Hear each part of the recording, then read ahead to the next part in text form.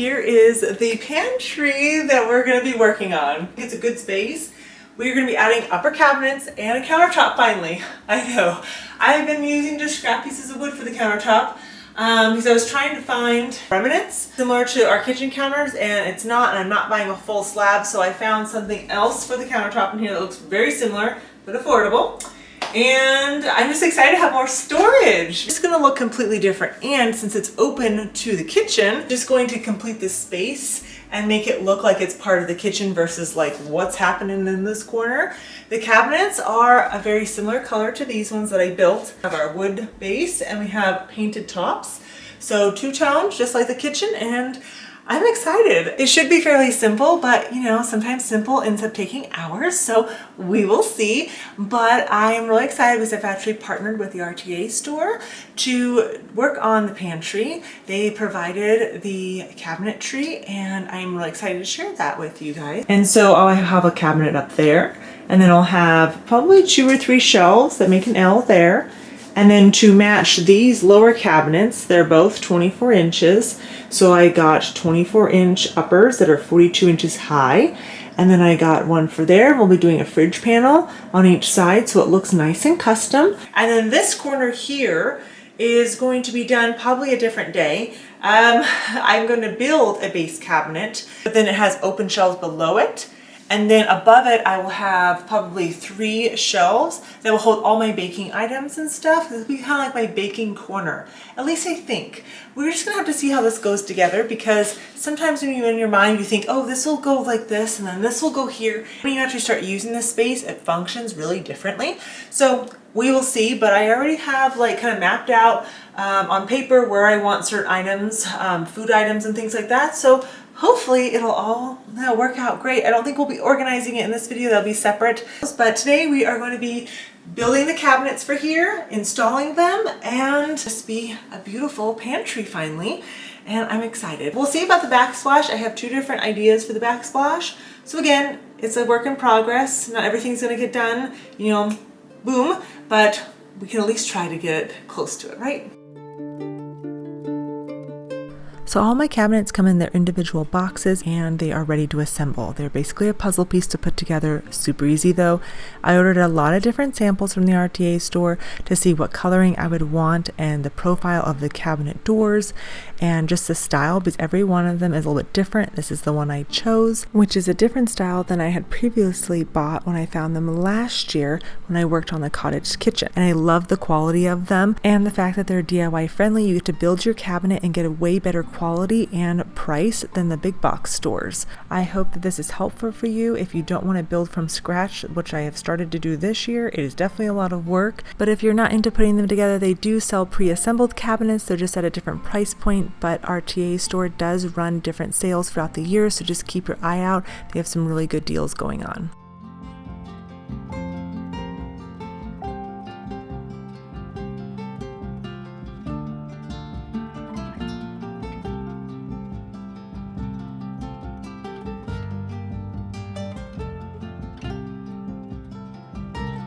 The only extra items you need to build your cabinets is wood glue and a drill. Everything else was provided in the box for you. And one of the main reasons I chose them for the cottage and for the pantry and laundry room was because they don't use particle board in their boxes, and all the drawers are dovetail, which I really like.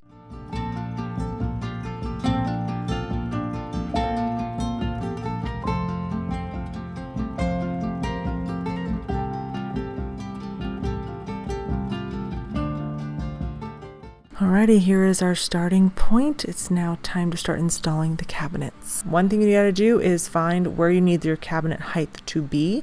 So draw a level line where that needs to be, and then find your studs and mark those, because you're gonna put a ledger board in to help hang the cabinets, but also you need to know where your studs are because you can't see through the cabinet. So you definitely want to make sure that you go into a stud when you're hanging cabinets, because they will just fall right out of the wall if you do not.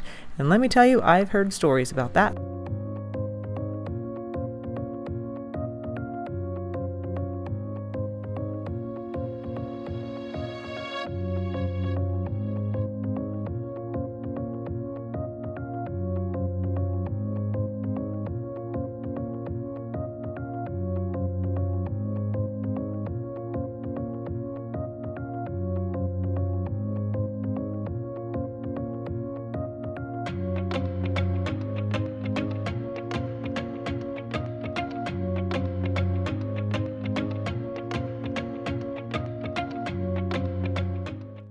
Once I got my ledger board screwed into the studs, then now I have a shelf to put my cabinet on, and it just helps hold it in place, keeps everything level so you're not trying to balance it or anything. But do not let go of the cabinet. It's not screwed into the wall yet, okay? Don't make that mistake.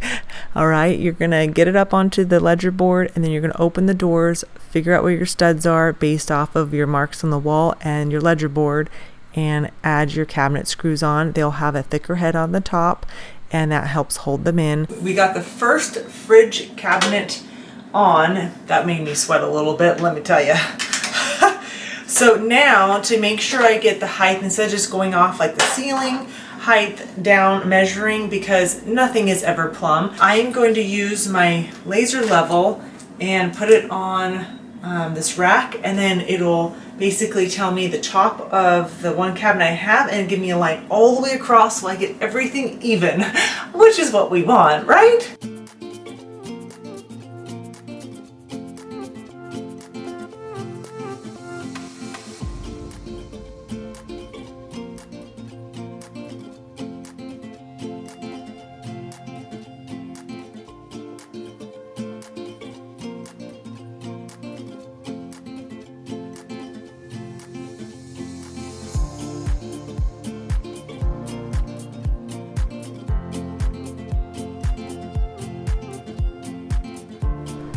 Now I'm making a vertical and a horizontal level line here so that I have a guide point to work with. And one thing that's nice about the RTA store is that you can design your kitchen or your bathroom or any other space that you're working on free on their website, but they also provide you with a designer if you'd like to have one. You basically have blueprints on how to install everything, where everything goes, the cuts and everything, which is really helpful if you have never done this before. I definitely suggest using that resource that they have.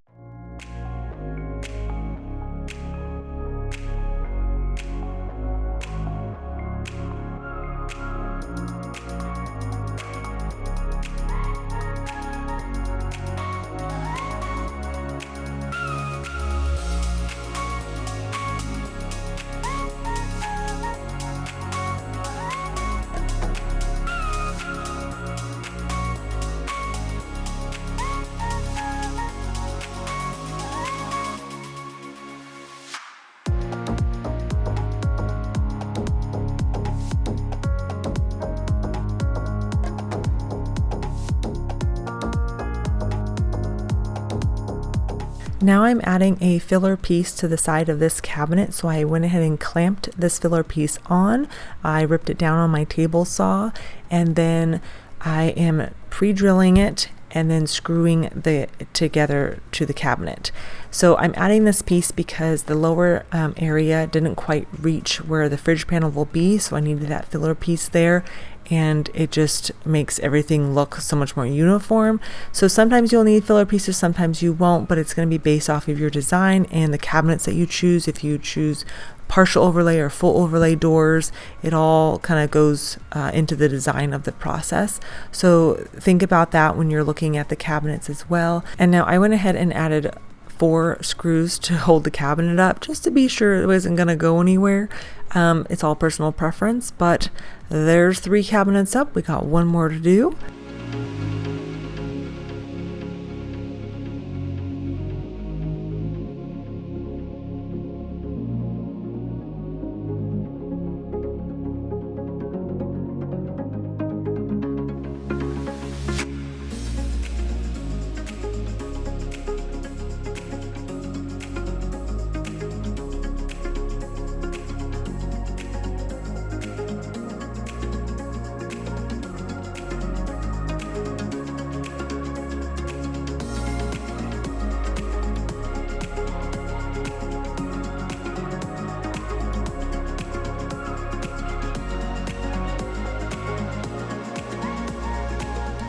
All the cabinets are all installed. It looks really good. Definitely going to be adding some hardware to jazz it up. You'll be amazed at how much different it looks once we add the accessories.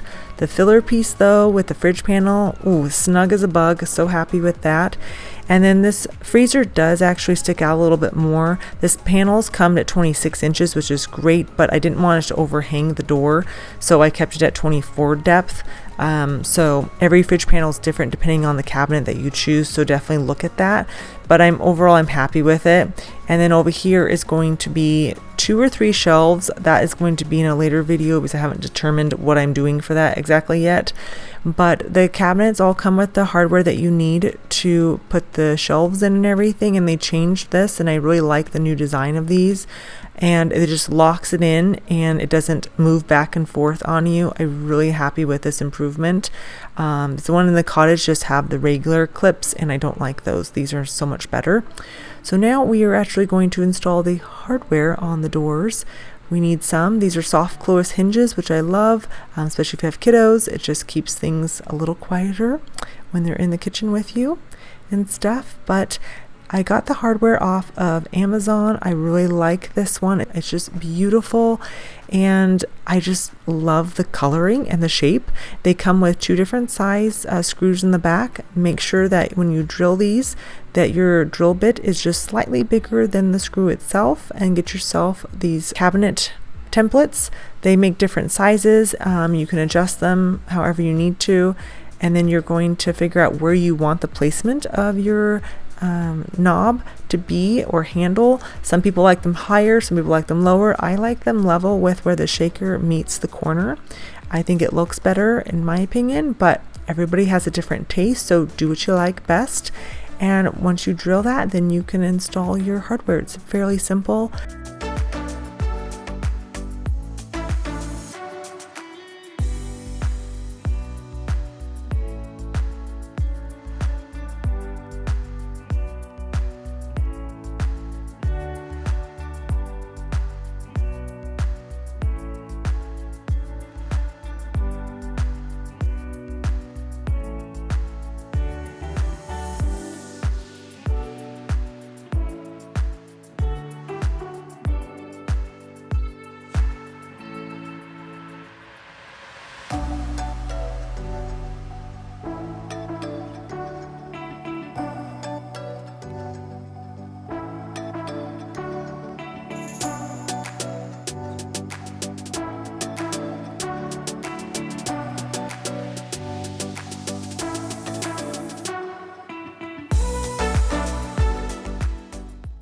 Look how much prettier the cabinets are with a little bit of hardware. Jewelry goes so far when it comes to cabinetry.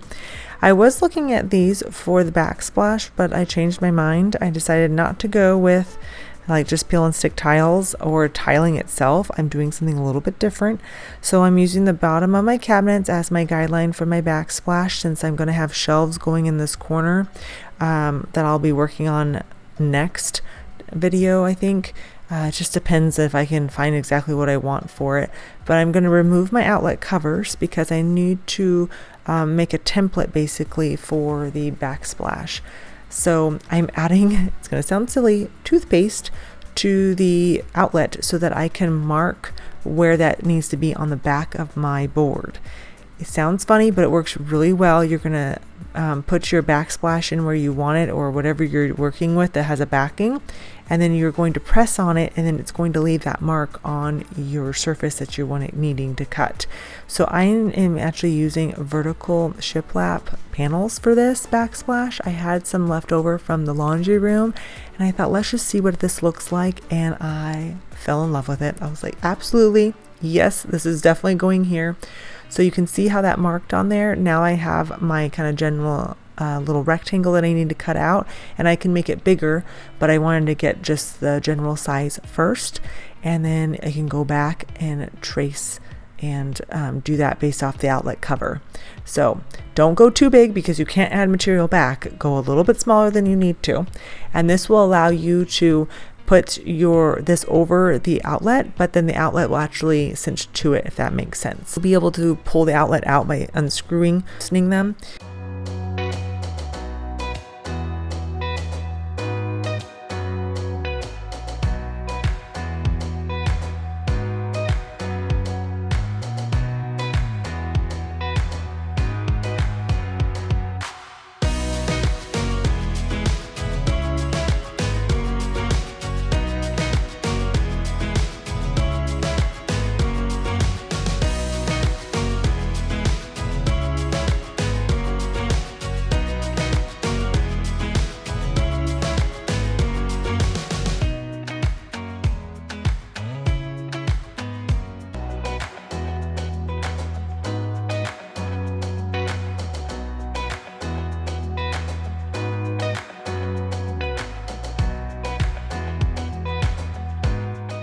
Now I can add the outlet covers back on to finish it up.